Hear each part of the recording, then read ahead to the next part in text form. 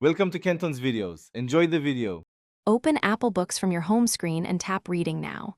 The app shows recommended reads, audiobooks, and your library collections. Tap Search and type an author, title, or ISBN to find books quickly. Tap a cover to view details, sample, and reviews. Tap Get for free books or tap Buy to purchase with your Apple ID. Purchases download to your device and sync across devices using 5 GB of free. Open any book and tap the center of the screen to show controls. Tap the icon to choose font, type, and sizes between 12 and 36 pt. Toggle night mode, sepia, or full color to reduce eye strain during different lighting. Use the slider to change margins and line spacing for easier reading. Tap the bookmark icon to save a page, tap text to highlight, and add notes for later review. Switch to audiobooks to play narrated books with playback controls and sleep timer. Use skip controls set to 15 seconds and playback speeds from 0.5 to 2x for faster listening.